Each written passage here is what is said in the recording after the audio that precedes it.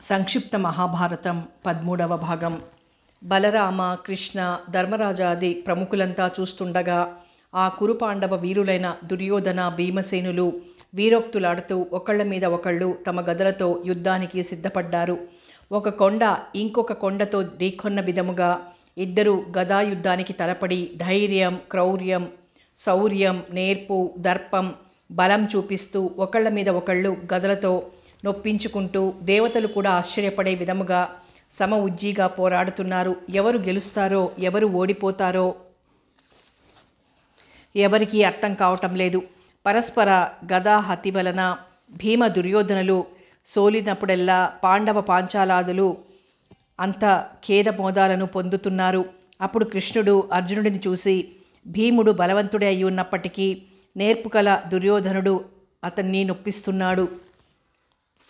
న్యాయబద్ధమైన యుద్ధంలో దుర్యోధనుడిని జయించటం సాధ్యం కాదు. మాయావి అయిన ఆ పాపాత్ముణ్ణి భీముడు తన ప్రతిజ్ఞ వంకతో తొడలు విరగగొట్టకపోయినట్లయితే మొదటికే మోసం వస్తుంది అన్నాడు. అది విన్న పార్థుడు తనను భీముడు చూస్తూ ఉన్నప్పుడు తన తొడలు చూపించాడు. భీముడు అది దుర్యోధనుని తొడలు విరగగొట్టమని సంజ్ఞ చేస్తున్నట్లు గ్రహించి గద పైకి తిప్పుతూ తన మీదికి ఉరికి వస్తున్న దుర్యోధనుని తొడల మీద కొట్టాడు. తొడలు విరిగిన దుర్యోధనుడు కింద పడిపోయాడు.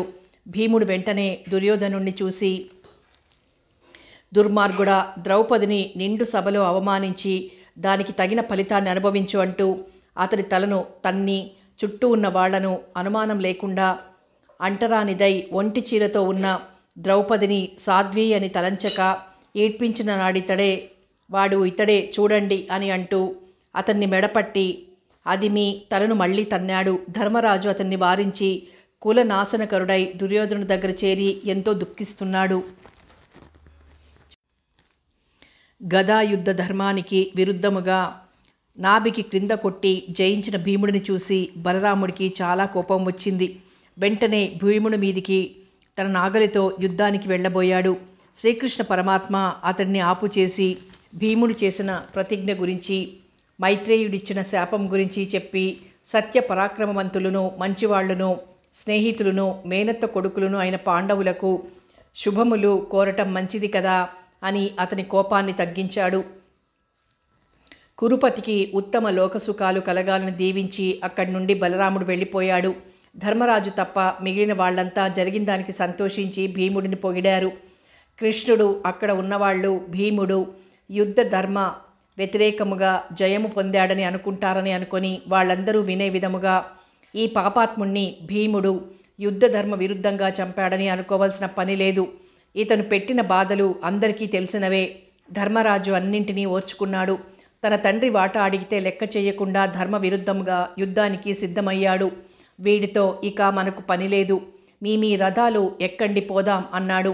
ఆ మాటలకు దుర్యోధనుడు కోపంతో తోక తెగిన తాచుపాము మాదిరిగా తలెత్తి కృష్ణుడిని చూస్తూ, మాయోపాయాల చేత భీష్మ, ద్రోణ, సైంధవ, కర్ణాది వీరులను అందరినీ చంపించిన కపట సూర్యుడవు నువ్వని నిందించాడు. దానికి కృష్ణుడు రారాజుతో అతడు ఆడించిన మాయాజూదమే కౌరవుల చేటుకు మూల కారణమని నిరూపించి సాత్యకితోనూ పాండవీయులతోనూ ఆ చోటు వదిలిపెట్టి కౌరవ శిబిరాలకు వెళ్ళి అక్కడ సంపదలన్నీ ధర్మరాజు పరం చేసి పాడైపోయిన ఆ చోటులో ఉండటానికి ఇష్టపడక దగ్గరలో ఉన్న ఓఘవతి తీరంలో ఆ రాత్రి గడపటం మంచిదని అనుకుని అందరితో అక్కడికి వెళ్ళాడు. కానీ మిగిలిన దృష్టద్యుమ్నుడు, శిఖండి, ఇతర పాంచాలురు, ప్రతివింధ్యాది ద్రౌపదేయులు తక్కిన రాజులను ఆ రాత్రి తమ విడుదలలోనే విశ్రమించటం మంచిదని అనుకుని చావగా మిగిలిన బలాలతో పాండవ శిబిరాలు చేరుకున్నారు. పాండవులు ఆ విధంగా కృష్ణ, సాత్యకులతో కలిసి ఓఘవతి తీరంలో ఉండగా అప్పుడు తన కొడుకులు అంతా చనిపోవటం వలన దుఃఖిస్తున్న గాంధారి తనను శపిస్తుందని భయపడి ధర్మరాజు కృష్ణ పరమాత్మను హస్తినాపురం వెళ్ళి తనకు శాపం ప్రాప్తించకుండా కాపాడమని ప్రార్థించాడు.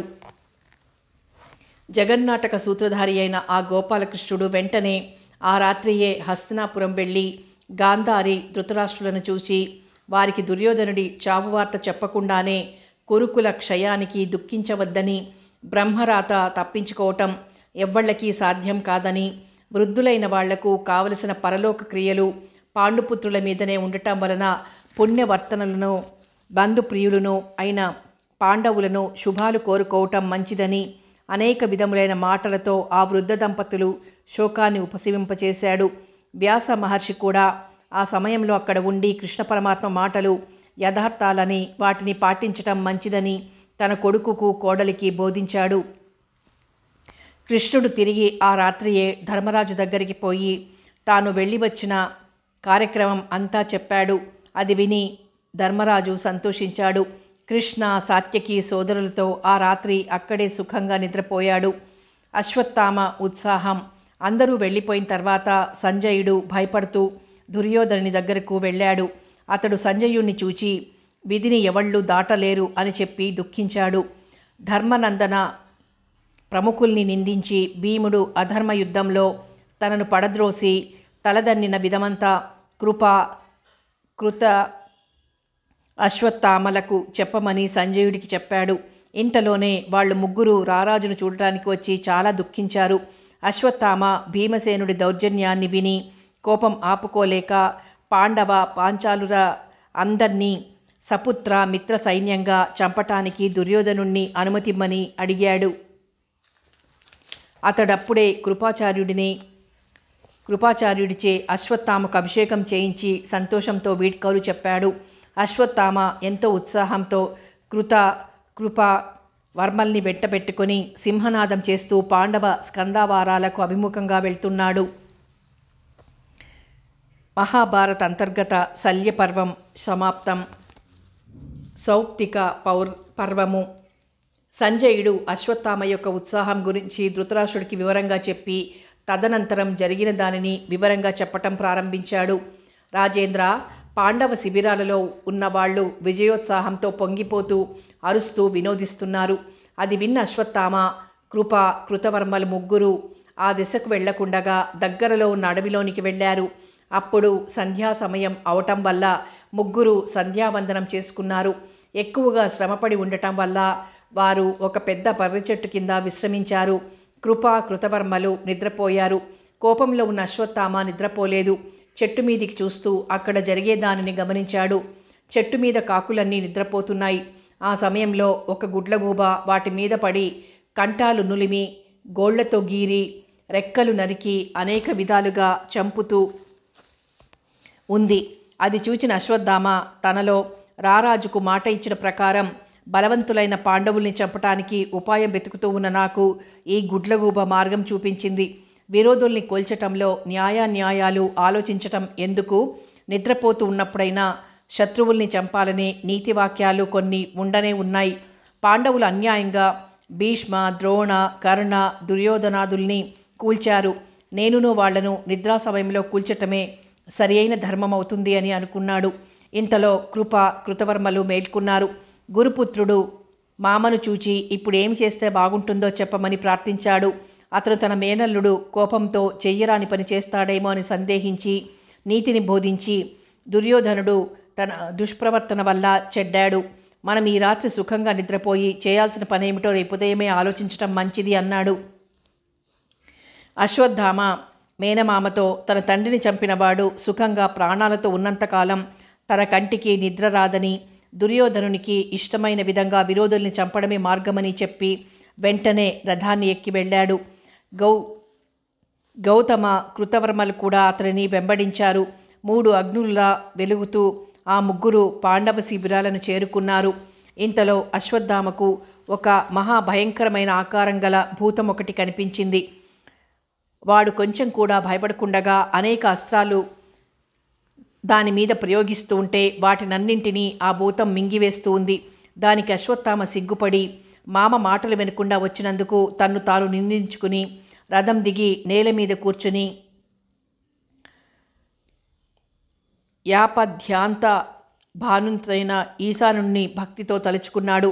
అప్పుడు శివుడు ప్రత్యక్షమై ఒక దివ్య ఖడ్గాన్ని అశ్వత్థామ చేతికిచ్చి దానితో పాంచాలురందరినీ చంపమని చెప్పి అతనికి తెలియకుండగానే అతని శరీరంలో తన తేజాన్ని ఆవేశింపజేశాడు.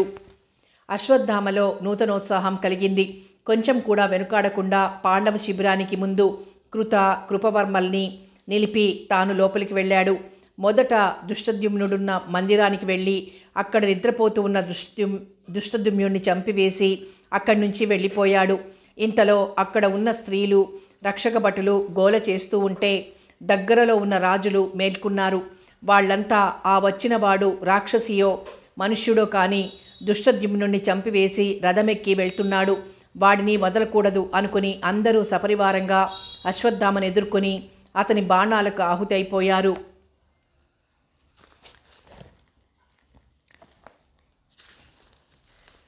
ప్రకృతి పాంచాల పుత్రులు శిఖండి ప్రతివింధ్యాదులైన ద్రౌపదేయులను సింహాన్ని ఎదిరించిన లేళ్ల వలె అశ్వత్థామ నిశాత ఖడ్గహతి చేత భూమి మీద రాలిపోయారు. సైన్యాలు నాశనమైపోయాయి. పారిపోవ చూచిన వాళ్ళనందరినీ కృతవర్మలు చంపివేశారు. కృష్ణ, సాత్యకులు, పాండవులు అక్కడ లేకపోవడం వల్ల బ్రతికిపోయారు. మిగిలిన వాళ్ళంతా చనిపోయారు. అప్పుడు అశ్వత్థామ కృతవర్మలతో కలిసి ప్రాణాలు పోవటానికి సిద్ధంగా ఉన్న రారాజు దగ్గరికి వచ్చి తాను శత్రు శిబిరాల్ని నిర్మానుష్యం చేశానని, అక్కడ కృష్ణ, సాత్యకి, పాండవులు లేకపోవడం వల్ల వాళ్ళు తన చేతిలో పడలేదనియూ చెప్పాడు.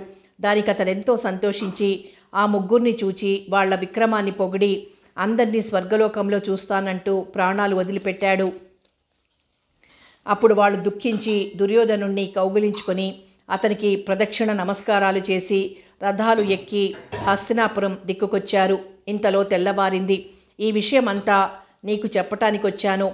నీ కొడుకు యుద్ధంలో చనిపోవడం వల్ల ఆ చావును చూడటంతో నాకు వ్యాసమహర్షి ప్రసాదించిన దివ్యదృష్టి కూడా తొలగిపోయింది అని సంజయుడు ధృతరాష్ట్రుడికి నివేదించాడు. అశ్వత్థామ గర్వభంగం. వైశంపాయన మునీంద్రుడు తరువాత జరిగిన దానిని జనమేజయుడికి చెప్పడం ప్రారంభించాడు. ఓ రాజా విను. ఓఘవతి ఒడ్డున ఉన్న ధర్మరాజుకు తన శిబిరాలలో ఉన్న వాళ్లంతా రాత్రి అశ్వత్థామ చేతిలో మరణించారని తెలిసింది. ఆ వార్త తెలియగానే దుఃఖ సముద్రంలో మునిగిపోయాడు. కొంతసేపటికి తెలివి తెచ్చుకొని వెంటనే ఉపప్లావ్యంలో ఉన్న ద్రౌపదిని, విరాట, పాంచాల మహిషులను, వారికి సంబంధించిన స్త్రీ జనాన్ని వెంటనే తమ విడిదికి తీసుకుని రమ్మని అక్కడున్న వాళ్లను ఆజ్ఞాపించి పంపించాడు. తాను వాసుదేవాదులతో కలిసి వెనుకకు తమ గుడారాలకొచ్చారు. అక్కడ వికలాంగులై రక్తపు మడుగులలో పడి ఉన్న తన కొడుకుల్ని, మరదుల్ని చూచి మూర్ఛపోయాడు. పాండవుల దుఃఖానికి మేరలేకుండా పోయింది. వాళ్లను సాత్యకి ఓదార్చాడు. ధర్మరాజు చనిపోయిన వాళ్ళందరికీ దహన సంస్కారం ఏర్పాటు చేశాడు. నకులునితో వచ్చిన ద్రౌపది మొదలైన వాళ్లంతా దుఃఖాన్ని ఆపుకోలేక నేల మీద పడి పొరులుతూ ఏడ్చారు. ద్రౌపది అశ్వత్థామ యొక్క క్రౌర్యాన్ని తలంచుకుని కోపంతో వాణ్ణి చంపటానికి భీముణ్ణి పంపించమని ధర్మరాజుకు చెప్పింది. ధర్మరాజు ఆమెను ఓదార్చి అడవిలో తపస్సు చేసుకుంటూ ఉండే అశ్వత్థామను చంపటం సాధ్యం కాదని చెప్పాడు. అప్పుడు ద్రౌపది ఆ పాపాత్ముడి శిరోరత్నమైన తెచ్చి ఇస్తే ప్రాణాలతో ఉంటాను, లేకపోయినట్లయితే ప్రాణాలు విడిచిపెడతానని అంది. అప్పుడు అతనికి ధర్మరాజు భీముణ్ణి నియోగించెను. భీముడు వెంటనే నకులుణ్ణి తన రథానికి సారథిగా చేసుకుని రథం ఎక్కి వెళ్ళాడు. మార్గస్థుల వల్ల హస్తినాపురం వెళ్ళిన అశ్వత్థామ తిరిగి గంగా తీరంలో ఉన్న వ్యాసాశ్రమంలో ఉన్నాడని విని ఆ దిక్కుకు పయనం సాగిస్తున్నాడు. కృష్ణుడిక్కడ ధర్మరాజుతో అశ్వత్థామకు అనివార్యమైన బ్రహ్మ శిరోనామకమైన దివ్యాస్త్రం ఉందని, అతని మీదికి ఒంటరిగా భీముణ్ణి పంపించడం మంచిది కాదని చెప్పి సాత్యకి, సహదేవుల్ని శిబిరంలో ఉండమని చెప్పి ధర్మరాజును, అర్జునుణ్ణి గరుడ ధ్వజంతో కూడుకుని ఉన్న తన రథం మీద ఎక్కించుకొని తాను సారథి అయి రథాన్ని వేగంగా తోలుకొని జాహ్నవి తీరంలో భీముణ్ణి కలుసుకున్నాడు. భీముణ్ణి ఒంటరిగా వెళ్ళొద్దని వారించాడు. అశ్వత్థామ భీముణ్ణి, అతడితో వస్తూ ఉన్న కృష్ణార్జున ధర్మరాజుల్ని చూచాడు. వాళ్లను గెలవడం సాధ్యం కాదని బాధపడుతూ ఆ పాండం ఆగుగాక అంటూ బ్రహ్మశిరం అనే అస్త్రాన్ని ప్రయోగించాడు. కృష్ణుడు అది చూచి అర్జునుణ్ణి అదే అస్త్రం ప్రయోగించి దానిని వారించమని హెచ్చరించాడు.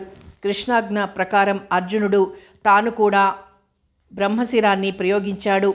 ఆ రెండు అస్త్రాలు చేసే రణగుణధ్వని ప్రళయ తాండవం చాలా బీభత్సాన్ని కలిగించింది. అప్పుడు నారదుడు, వ్యాసుల వారు అక్కడికి వచ్చి ప్రపంచానికి హాని కలిగించే ఆ అస్త్రాల్ని ఉపసంహరించమని ఇద్దరిని వేడుకున్నారు. దైవశక్తి పూరితుడైన అర్జునుడు పెద్దల మాట కాదనకుండా తన అస్త్రాన్ని ఉపసంహరించుకున్నాడు. అశ్వత్థామకు ఉపసంహరించే శక్తి లేకపోవటం వల్ల సిగ్గుపడి మునులను చూసి, ఆ పని నాకు సాధ్యం కాదు, అది పాండవ భార్యల యొక్క సంతానాన్ని కాల్చుగాక అన్నాడు. వ్యాస మునీంద్రుల వారు దానికి అంగీకరించారు. దివ్యాస్త్ర వేది అయిన అర్జునుణ్ణి గెలవటం ఎవ్వరికీ సాధ్యం కాదు. కాబట్టి పాండవులకు నీ కిరీటం ఇచ్చి వాళ్లను సమాధానపరచుకోమని అశ్వత్థామకు వ్యాసుల వారు ఉపదేశించారు.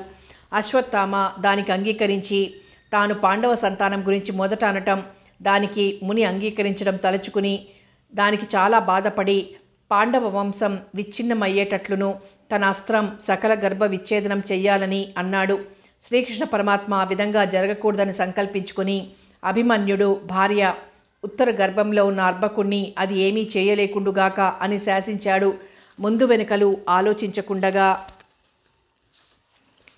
బాలవధకు పాల్పడ్డ అశ్వత్థామను దురంత రోగపీడితుని కమ్మని శ్రీకృష్ణ పరమాత్మ శపించాడు.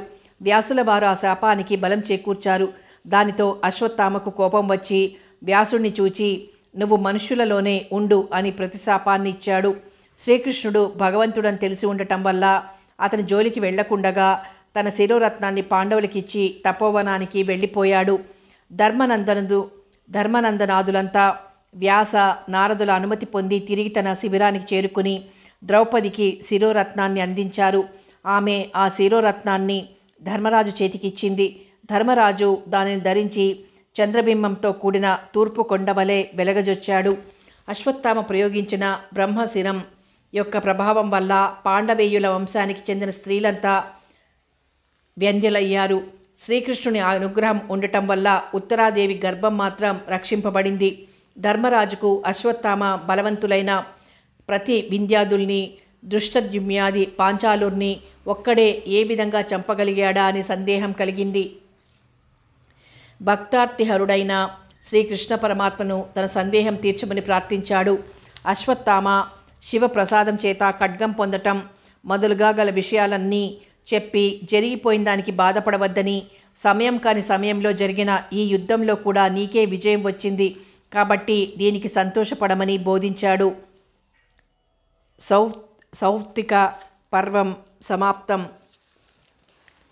స్త్రీ పర్వం. ధృతరాష్ట్రుని దుఃఖోపశమనం. తన కొడుకులంతా యుద్ధభూమికి బలి అయిపోయినందుకు ధృతరాష్ట్రుడు ఎంతో దుఃఖిస్తున్నాడు. అది చూచి సంజయుడు, రాజా, ఎందుకు ఈ విధంగా అవివేకి వలె విచారిస్తావు? తండ్రి, సోదరులు, పుత్రులు, పౌత్రులు, మిత్రులు మొదలైన వాళ్ళంతా చనిపోయారు. వాళ్లల్లో నువ్వు ఎవళ్ల గురించి ఏడుస్తావు? వాళ్లలో నీ వాళ్ళెవరు? అదీగాక పాండవ కౌరవ వైరానికి కారణం నువ్వు కదా. నీకు తెలియకుండానే ఇదంతా జరిగిందా? నీ పెద్ద కొడుకు మేలును కోరి చెప్పిన పెద్దల హితాన్ని కాదని చెడ్డవాళ్లైన దుశ్శాసన, కర్ణ, శకునుల మాటలు విని సర్వనాశనమైపోయాడు. నువ్వు కూడా లోభం వదిలిపెట్టక పోవటం వల్లనే ఈ చేటు తెచ్చుకున్నావు. ఇప్పుడు బాధపడటం గతజల సేతుబంధనం కాదా? ఏడ్చినంత మాత్రాన జరిగిపోయింది తిరిగి వస్తుందా? ఇక విచారించక మరణించిన వాళ్లకు తిలోదకాలు ఇవ్వటానికి వెళ్ళాలి లే అన్నాడు. నేల మీద పడి పొరులుతూ ఏడుస్తున్న ధృతరాష్ట్రుణ్ణి చూచి విదురుడు, అన్నా, నువ్వు ప్రాజ్ఞుడివి, పెద్దల వల్ల ధర్మాలు విని ఉన్నావు. మృత్యువుని తప్పించుకోవటం ఎవ్వళ్ళకీ సాధ్యం కాదు. శరీరాలు అశాశ్వతాలు అనే ఆర్యోక్తి వినలేదా? యవ్వనంబును రూపంబు జీవితంబు ద్రవ్య సంచయములు అనిత్యములు కావే. వీని హానికి వగచ వివేకమగుట. పండితులు వగగూరరు పౌరవేంద్ర. అదీగాకుండా నీ కొడుకులు రాజధర్మం ప్రకారం యుద్ధభూమిలో వీరస్వర్గాన్ని పొందారు. వాళ్ల కొరకు బాధపడటం ఎందుకు? పండితులు తమకిష్టమైన వస్తువులు పోయినా, ఇష్టం లేనివి ప్రాప్తించినా దుఃఖపడరు. వాళ్ళు ఈ లోకమంతా నిస్సారమైనదిగా తెలుసుకొని సంసార సముద్రాన్ని దాటటానికి ప్రయత్నిస్తారు. సంసారం అనే అడవిని దాటటం చాలా కష్టమని పెద్దలు చెప్తూ ఉంటే విన్నాను. అది అంతా నీకు చెప్తాను విను. క్రూర మృగాలతో కూడిన ఒక భయంకరమైన అడవిలో ఒక బ్రాహ్మణుడు భయపడుతూ వెళ్తున్నాడు. వాడికి ఆ అడవితో భయం లేకుండా ఉండే చోటు కూడా కనబడక దిక్కులు చూస్తూ అంతూ దరీలేని ఆ అడవిలో వెళ్తూ ఉంటే భయపడే విధంగా ఒక స్త్రీ వచ్చి వాణ్ణి కౌగిలించుకుంది. 5 తలలు ఏనుగులు అనేకం వాణ్ణి చుట్టుముట్టాయి. గుండె దడదడ కొట్టుకుంటూ ఉంటే వాడు అటు ఇటు తిరుగుతూ గడ్డి చేత కప్పబడి ఉన్న ఒక కూపంలో పడిపోయాడు. ఆ విధంగా పడిపోతూ దాని ఒడ్డున ఉన్న చెట్టుకు పాకి ఉన్న తీగ ఒకటి చేతికి దొరకగా దాన్ని ఊతగా పట్టుకుని తలక్రిందులుగా వేలాడుతూ ఉన్నాడు. ఆ నూతిలో ఉన్న పాము ఒకటి వాడిని కరవటానికి ప్రయత్నిస్తూ ఉంది. నూతికి దగ్గర ఉన్న చెట్టును పడగొట్టడానికి 6 తలలు 12 కాళ్ళు ఉన్న పెద్ద ఏనుగు ఒకటి ప్రయత్నిస్తోంది. అంతేకాకుండా తెల్లగాను నల్లగాను ఉన్న ఎలుకలు 2 ఆ చెట్టు వేరుల్ని కొరికివేస్తున్నాయి. ఈ విధంగా ఆ బాపడు క్రూర సర్పం చేత, దొంగవాణి చేత, కిరాతకుడి వల్ల, ఘేరిగామిని వల్ల, ఏనుగుల వల్ల, ఎలుకల వల్ల భయంతో ఒక్క నిమిషం కూడా బ్రతకటానికి అవకాశం లేకపోయినప్పటికీ తన పరిస్థితిని గమనించకుండా ఆ చెట్టు కొమ్మలలో ఉన్న తేనె పట్టు నుంచి కారుతూ ఉన్న తేనె కాసపడుతూ నాలుక చాచి రుచి చూచి తృప్తి పొందకుండా జీవితం మీద ఆశ విడవలేకుండా ఉన్నాడు. సంసార కూపంలో పడ్డ మనుషుల జీవితం కూడా ఇటువంటిదే. అది ఎలాగునని అడుగుతావేమో, వివరించి చెప్తా విను. ఆ పెద్ద అడివే సంసారం. క్రూర మృగ కిరాతాదులు రోగాలు, ఘేరాకారంలో ఉన్న స్త్రీ ముసలితనం, 5 తలలున్న ఏనుగు అంటే ఇంద్రియాలు, నూతిలో ఉన్న పాము యముడు, తీగ బ్రతుకు మీదే ఆశ, నూతిగట్టు మీద ఉన్న చెట్టు ఆయువు, ఆ చెట్టును పడగొట్టడానికి ప్రయత్నించే ఏనుగు కాలం, దాని తలలు కాళ్ళు ఋతువులు నెలలు, ఆ చెట్టు వేళ్లను నరికే ఎలుకలు పగలు రాత్రి, తేనెటీగలు కోరికలు, తేనెబొట్టులు, కామరసం. అందువల్ల మానవుడు సంసారంలో పడి రోగాదుల బారి నుండి తప్పించుకోలేకపోయినా, ఆయువు తరిగిపోతుందని తెలిసి ఉన్నా, మృత్యువు దగ్గర పడుతున్నా కామాసక్తులై ఉంటూ ఉంటారు. బుద్ధిమంతులైన వాళ్ళు కామాన్ని నిరసించి సంసార దహనం యొక్క రహస్యం తెలుసుకుని ఇంద్రియాల్ని జయించి సంసార బంధాలు తెంచుకుని సుఖపడతారు. పండితులు చెప్పిన ఈ కథ నీకు చెప్పాను. నువ్వు అనవసరంగా దుఃఖించక భారత యుద్ధంలో చనిపోయిన వాళ్లకు పరలోక క్రియలు చేయించు అన్నాడు. జ్ఞానప్రధాలైన విదురుడి మాటలకు ధృతరాష్ట్రుడు కొంత తేరుకున్నప్పటికీ కొడుకుల పరలోక క్రియ గురించి చెవిన పడగానే మళ్ళీ మూర్ఛపోయాడు. విదురుడు సంజయుడు ఆ గుడ్డిరాజుకు ఉపచారాలు చేశారు. అతడు మూర్ఛ నుండి తేరుకునేసరికి వేదవ్యాస మహాముని అక్కడికి వచ్చి అతనితో, కుమారా,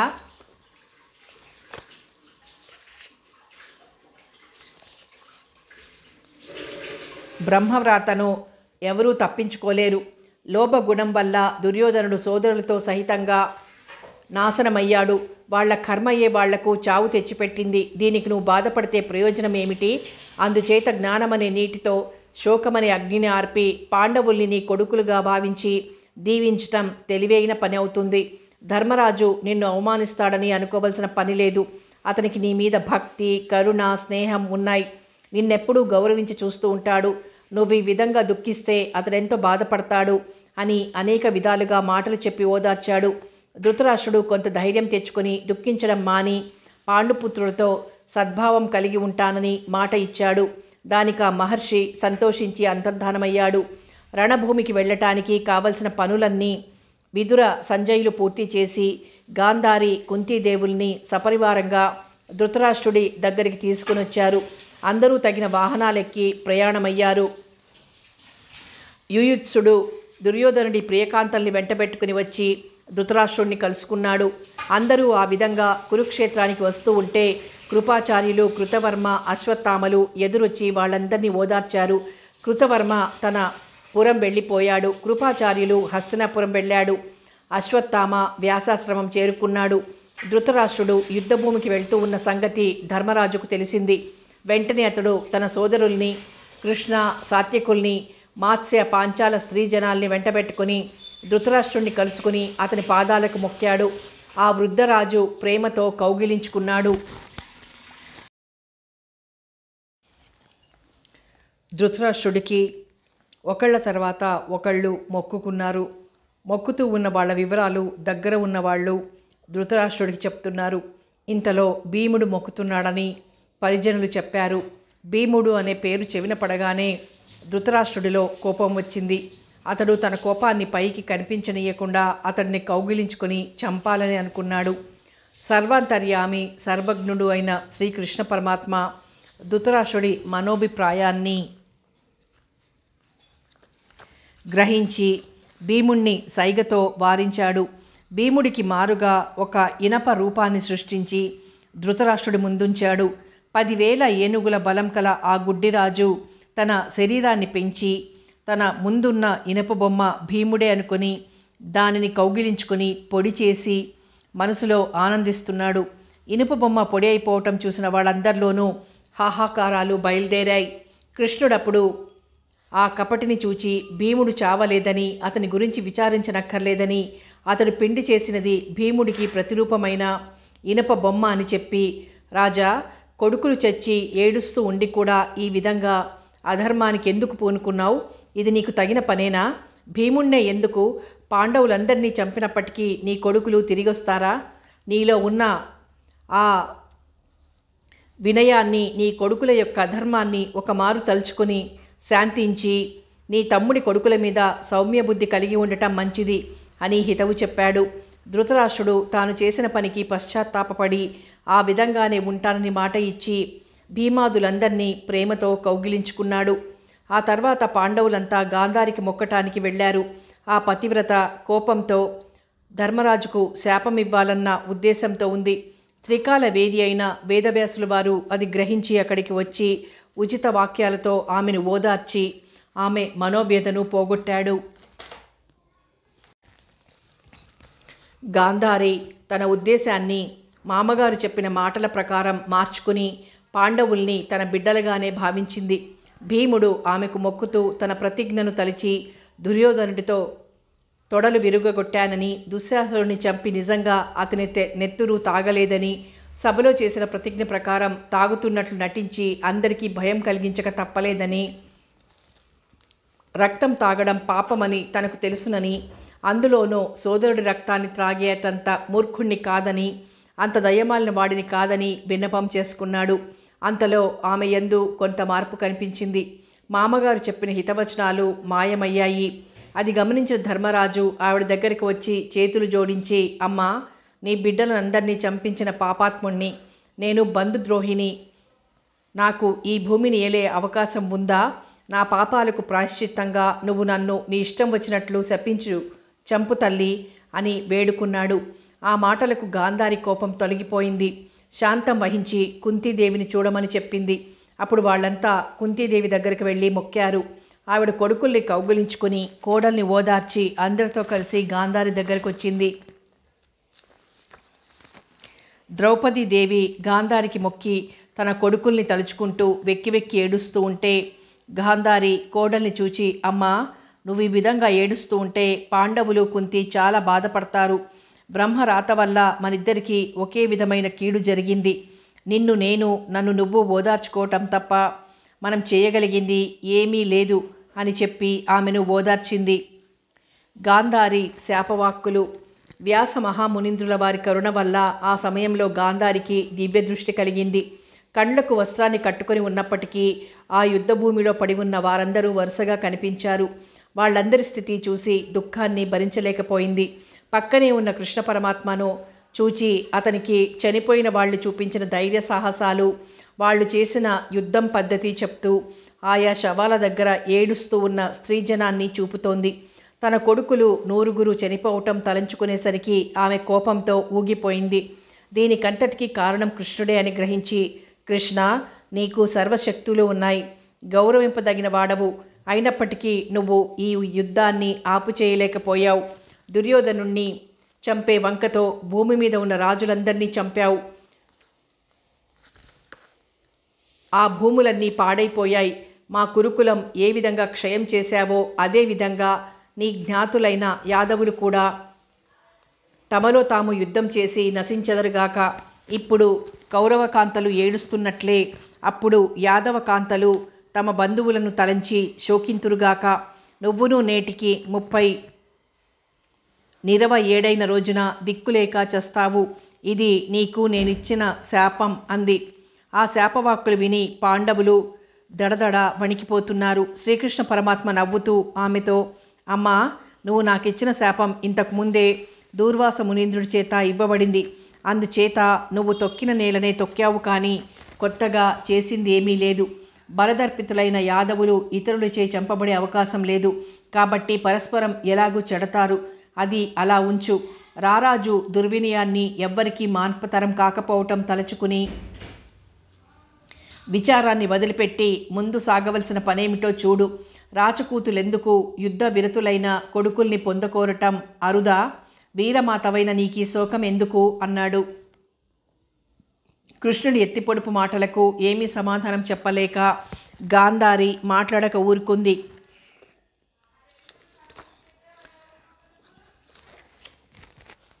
మరో భాగంలో మళ్ళీ కలుసుకుందాం.